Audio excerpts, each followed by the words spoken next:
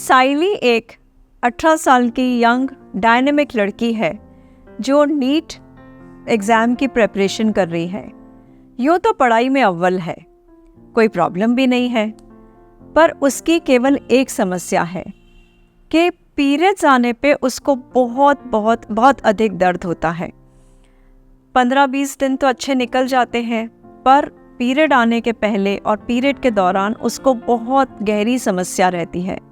दवाई भी नहीं दिया जाता है क्योंकि दादी नानी ये समझती हैं कि भाई हमको भी सेम प्रॉब्लम था, कोई दवाई की ज़रूरत नहीं है, आदत पड़ जाएगी।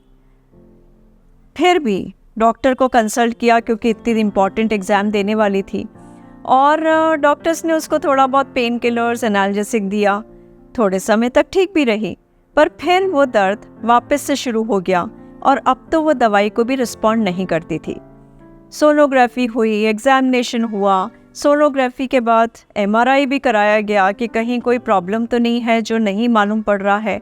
सभी रिपोर्ट्स नॉर्मल। फिर ऐसा सोचा गया कि शायद बहुत टेंशन होगा इसको एग्ज़ाम का, बहुत ज़्यादा चिंता में होगी, कुछ एक्सरसाइज भी नहीं कर रही है, कुछ बाहर भी नहीं निकल रही है, तो शायद ये कारण होगा, मे बी डिप्रेशन होगा, और हर तरह की दवाइयाँ ट्राई करी गई।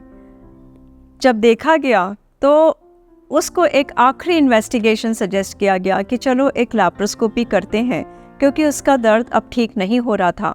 शायद अब 10 दिन की जगह वो पूरे महीने दर्द में रहती थी। जब ये करा गया तब मालूम पड़ा कि उसको एंडोमेट्रियोसिस था, और सुपरफिशियल एंडोमेट्रियोसिस, यानी वो उसकी शुरुआत थी, और लेप्रोस्कोपी के द्वारा ही उसके वो जो एंडोमेट्रियोसिस जो बीमारी वाला पोर्शन था उसको हटा दिया गया, और अब वो एक नॉर्मल लाइफ लीड कर रही है, और अब तो उसका एग्ज़ाम में भी सिलेक्शन हो गया है। तो साइली जैसी कई लड़कियां होंगी जिनको ये समझ में नहीं आ रहा है कि पीरियड्स का जो दर्द है वो वाकई में नॉर्मल है या अंदर कोई बीमारी है। अब इसमें इम्पॉर्टेंट क्या है?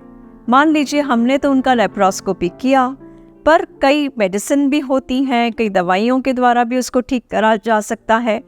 पर अगर मान लीजिए उसको लेप्रोस्कोपी की ज़रूरत पड़ती है या दूरबीन की जांच की ज़रूरत पड़ती है, तो वो एक अच्छी जगह कराना चाहिए, क्योंकि उसका पूरा आगे रिप्रोडक्टिव करियर उसी जांच पे निर्भर करता है कि वो किस प्रकार से करी गई है।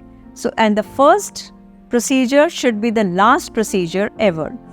So friends, we at Asian treat such girls, and we are here to assist you in this journey of your problem.